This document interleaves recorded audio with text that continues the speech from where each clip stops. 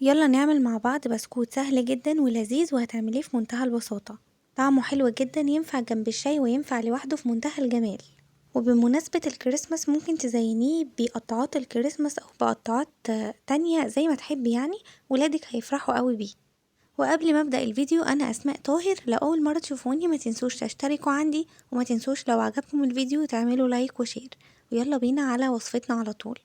اول حاجة معايا عندي نص كيلو من الدقيق او 500 جرام.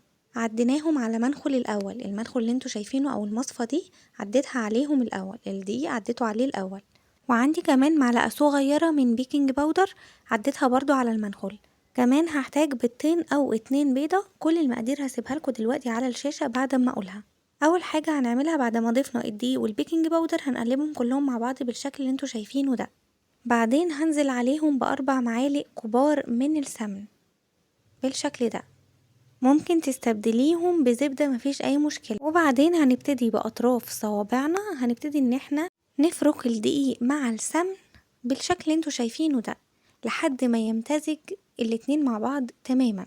بعدين هنضيف عليهم معلقة كبيرة من القرفة وفنجان صغير من السكر البودرة، وهنقلبهم برضو مع بعض لحد ما يمتزجوا هما مع بعض كلهم.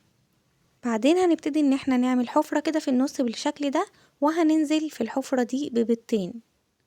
برضو هنقلب بقى كل ده مع بعض كويس قوي. والاضافة الاخيرة اللي هنضيفها هي لبن او حليب، ممكن تضيفي مية بدلهم. ضفت انا العجينة حسب ما العجينة ساعتها تاخد معاكي علشان تلم معاكي وتتعجن. خدت معايا كوباية من الحليب او اللبن.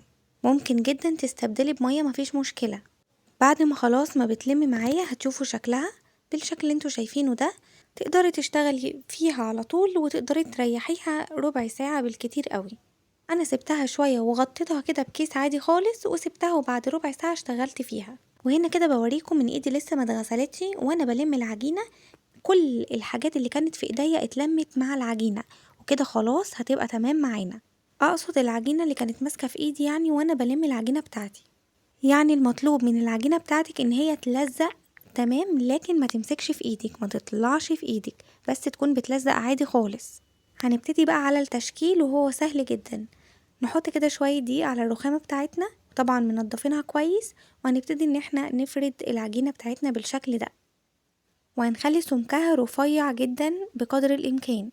هي كده كده حتى لو سمكها رفيع قوي، لما بتدخل الفرن بتعلى شوية. تقدروا تشكلوا بأي حاجة. وبمناسبة الكريسماس والنيو يير، فاحنا ممكن لو عندنا اي قطعات بالمناسبة دي نشكل بيها. القطعات اللي انا وريتها لكم في الاول دول كبار قوي ما استخدمتهمش. انا هستخدم قطعات كده صغيرة ولذيذة في نفس الوقت. عندي شجرة كريسماس صغيرة، ابتديت ان انا اشكل بيها اول حاجة. لسه كمان في اشكال تانية هوريها لكم حلوة قوي هتعجبكم ان شاء الله. بعد ما بنشكل بنحط على الصينية على طول، ولا بندهنها ولا اي حاجة. حابة تسيبيها كده مفيش مشكلة، حابة تحطي عليها سمسم زي ما هعمل الاول، هتمسحيها بشوية من الحليب او اللبن بفرشة كده زي ما شفتم، وهترشوا عليها سمسم. وبالنسبة للخبز، درجة حرارة الفرن تبقى متوسطة، وهنحطها في رف اوسط 10 دقايق بالظبط. هتبقى من تحت خدت لون جميل هنشوفه، هنفتح عليها الشواية تاخد كمان لون من فوق. هنا بوريكم القطعات التانية اللي استخدمتها، برضو حلوة ولذيذة وهتعجب اولادكم قوي. اول حاجة ان انا بقطع كده، بضغط عليها بقطع الشكل، وبعدين في زي مكبس كده بضغط عليه بيديني الشكل اللي انتوا شايفينه ده بالشكل ده. هكذا برضو بنحطها في الصينية ونفس طريقة الخبز بالظبط. عايزة اقول لكم ان طعمه في منتهى الجمال، جربوه وان شاء الله هيعجبكم قوي. ودي كده الصينية التانية دي محطتش فيها سمسم خالص. وعلى فكرة ما كانتش الكمية دي بس، ده كان فيه كمية كمان تاني. وهنا كده بعد 10 دقايق من تحت خد اللون الجميل ده، لسه من فوق ما خدش اللون. هنفتح عليه الشواية يدوب ياخد اللون بالشكل ده، وبنقفل عليه. حلو قوي.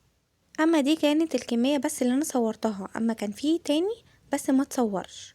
يعني ما شاء الله هتعملي كمية محترمة ونضيفة ومضمونة وطعمها في منتهى الجمال.